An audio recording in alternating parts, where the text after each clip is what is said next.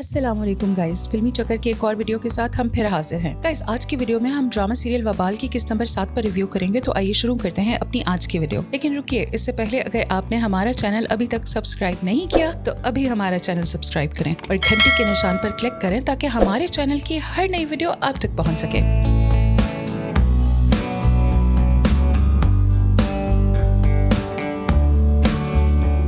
इसमें दिखाते हैं कि माहम की नौकरी लग जाती है और अनम इस बात को लेकर बहुत नाराज होती है और कहती है इसे सब इजाजतें हैं और सारी रोक टोक मेरे लिए है। इधर दिखाते हैं कि फराज अपनी माँ के साथ शाकिर के घर अनम के रिश्ते के लिए आते हैं। इधर नजमा किसी आदमी के साथ शगुफ्ता के घर जाती है और गन पॉइंट पर अपना जेवर मांगती। आगे शगुफ्ता लॉकर खोलकर नजमा का जेवर निकाल देती है और वो आदमी शगुफ्ता को कत्ल की धमकी देता है कि अगर इसने सारे मामले में कुछ भी किया तो वो नवीद को कत्ल कर देगा और चला जाता है। फिर दिखाते हैं फराज और उसकी माँ में अनम को लेकर बहस हो जाती है। उसकी माँ अनम के बजाय माहम से शादी का मशवरा देती है क्योंकि उनको माहम शादी के लिए ज्यादा मौजू लगी, पर फराज इनकार कर देता है और ढके छुपे लफ्जों में माँ से कहता है कि वो अनम से ही शादी करेगा। दूसरी तरफ फराज की माँ के जाने के बाद अनम के घर वाले उसे खूब लताड़ते हैं कि उसने फराज की माँ के सामने अच्छे से बर्ताव नहीं किया। तो अनम कहती है कि अगर रिश्ता नहीं होता तो ना हो, उसे कोई परवाह नहीं। फिर दिखाते हैं कि नजमा के साथ आया हुआ बंदा शगुफ्ता को रस्सियों में बांधकर भाग जाता है और शगुफ्ता चीखती चिल्लाती है। उसकी नौकरानी और नवीद आ जाते हैं, उसकी रस्सियां खोलते हैं और वो अपने बेटे को बहुत बुरा भला कहती है। वो कहती है कि उसने कितनी बार घर से बाहर रहने से मना किया, आज देख ले उसकी गैर मौजूदगी में क्या हो गया। फिर दिखाते हैं फराज अनम को कॉल करता है तो अनम उसे कहती है कि शायद आपकी अम्मी को मैं पसंद नहीं आई इसलिए उन्होंने आज रिश्ता पक्का नहीं किया। तो फराज कहता है ऐसा कुछ नहीं है, वो बस अपना हर फैसला सोच समझ कर करती हैं और वो कल रिश्ता भी आकर पक्का कर देंगी। तो अनम खुश हो जाती है। इधर अनम की माँ शाकिर से कहती है कि वो बहुत परेशान है। वो बताती है कि उसे लगता है कि फराज की माँ को अनम के बजाय माहम पसंद आई है। तो शाकिर कहता है कि ऐसा कुछ नहीं है, ये सब उसका वहम है, वो दिल मैला ना करे।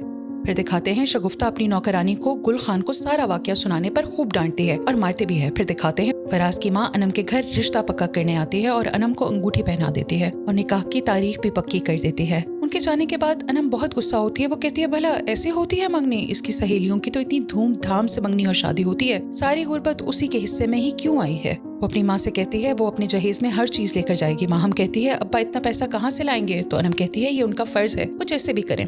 फराज की माँ घर आकर फराज को उसकी मंगनी की खुशखबरी देती है और उसे बताती है कि वो इसके निकाह की तारीख भी पक्की कर आए हैं। तो फराज थोड़ा परेशान हो जाता है। वो माँ से कहता है कि इसके पास फिलहाल पैसे नहीं हैं, इतना जल्दी कैसे निकाह होगा। तो उसकी माँ उसे कुछ पैसे देती है और कहती है इसे घबराने की जरूरत नहीं।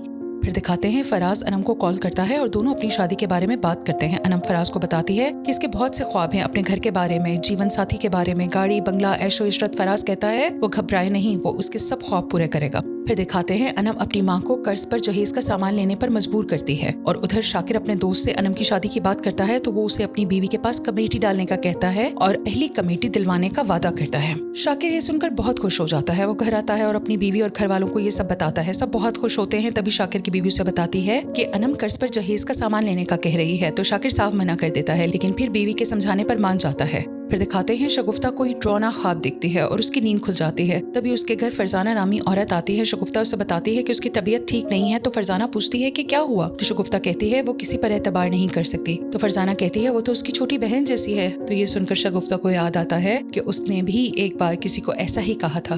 फिर दिखाते हैं शगुफ्ता को ख्याल आता है कि कैसे उसने अपनी दोस्त शमीम का धोखे से कत्ल किया था और उसका सारा माल असबाब हथिया लिया था। और यहाँ ये ड्रामा खत्म हो जाता है।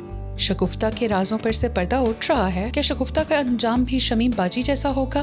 कमेंट सेक्शन में जरूर बताइएगा। और हमारी आज की वीडियो अगर पसंद आई हो तो लाइक शेयर और सब्सक्राइब जरूर कीजिएगा।